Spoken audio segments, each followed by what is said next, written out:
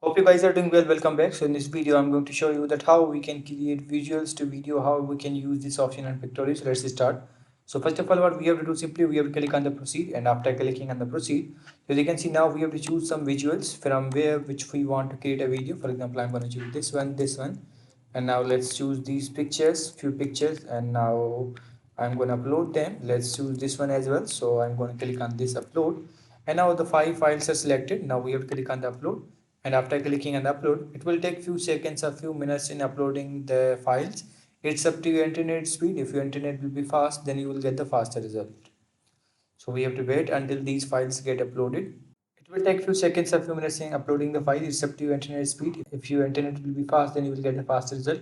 And after the completion of the uploading of these files, your video will be ready to use and you can use them. So in this way, you can create a video on Pictory. I hope you guys understand this video, that how you can do this. So see you guys in the next video.